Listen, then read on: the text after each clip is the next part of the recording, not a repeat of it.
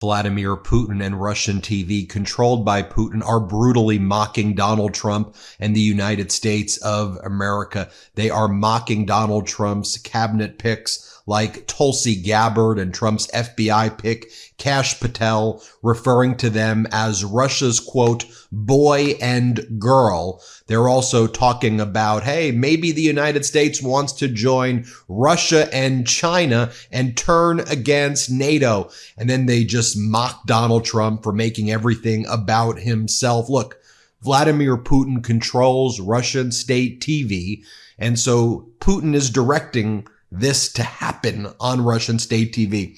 I want to give a hat tip to Julia Davis over at the Daily Beast. She runs Russian Media Monitor, where she captures this. It's important that we bring it to you so you see what they are saying in Russia, how Putin is mocking Trump, how weak we look to Russia and China, and I know the rest of the world is horrified as a result. So here's the first clip I want to show you where they talk about Kash Patel and Tulsi Gabbard and Hegseth. Here, play this clip. В этом смысле, конечно, то, что Хасгет вот упоминали, избирал, его утверждали. А когда нашего мальчика назначат уже на ФБР?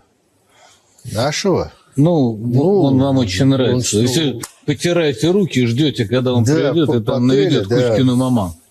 Маман да Кузьма, когда начнет. Ну, сейчас вот Хасгета, мне он тоже очень нравится, топоры хорошо да, у вас вообще, дружочки, странные. Хорошо мечет. Нет, но то, что его назначили, опять же, вот смотрите, 3 республиканца все-таки изменили позиции партии.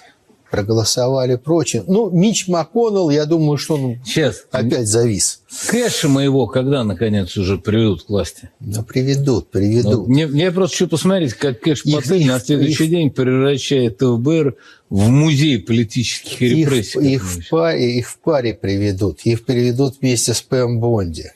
Кэш будет ловить, Бонди осуждать. А девочка наша? Какая из? Ну, там все, у нас там одна девочка. Разведка.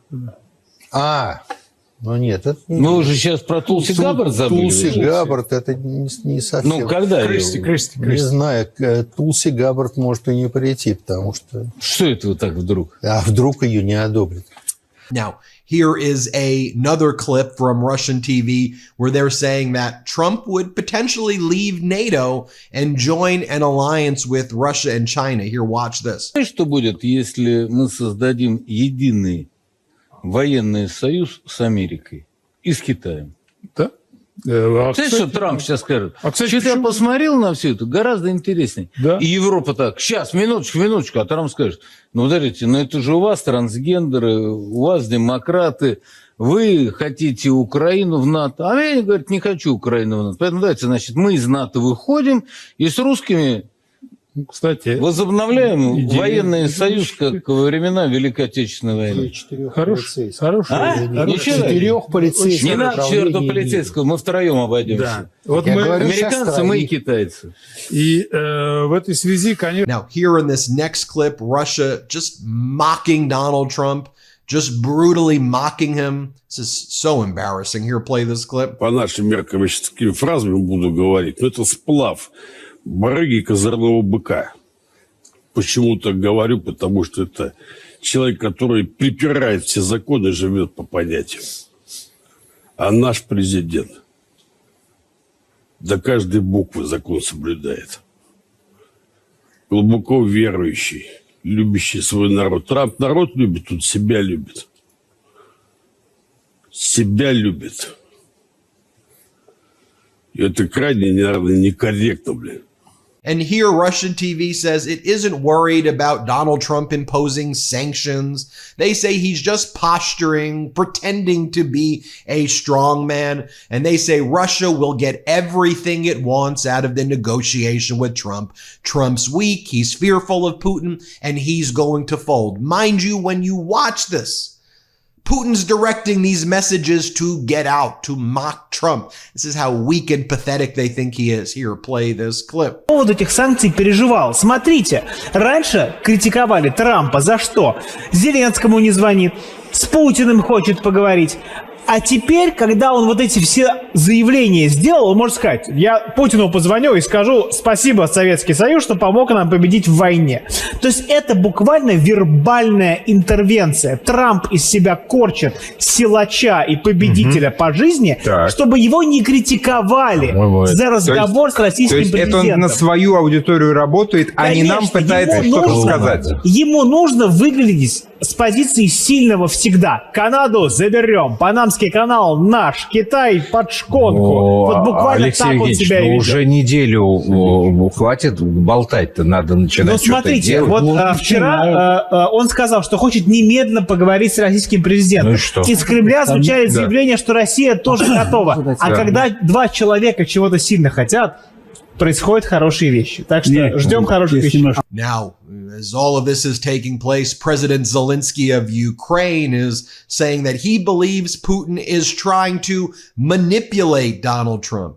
You think? And so now the only hope Ukraine has right now is that they are pinning all of their hopes on Vladimir Putin somehow exasperating Donald Trump during the negotiations. Washington and Kyiv are holding fast to separate assumptions about the prospect of ending the ongoing war, which Donald Trump claimed would end in 24 hours after the election. Lie. He claimed 24 hours after the inauguration. Lie. Now, sometime in the future, maybe they'll start talking about it. Here's what they're saying in Politico from sources close to Zelensky.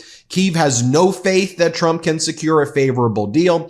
Instead, Ukrainian officials are pinning all of their hopes on Trump just growing as exasperated with Putin as Putin refuses to budge on any issues. Maybe they say Trump as a deal maker will feel embarrassed by Putin and then will just start getting frustrated and then kind of fight back. Trump appears to think he can simply cajole and bully Putin into a fair settlement by threatening to unleash unrestrained economic warfare on Putin. And Trump's like, we'll just put tariffs on Russia. Okay, there are already sanctions that prevent Russia from doing any trade with the United States in general. And, you know, everybody in Ukraine goes, we know that Putin's not going to agree to anything short of Ukraine's outright surrender, which maybe Trump will be like, I can't do that. That's embarrassing to him personally.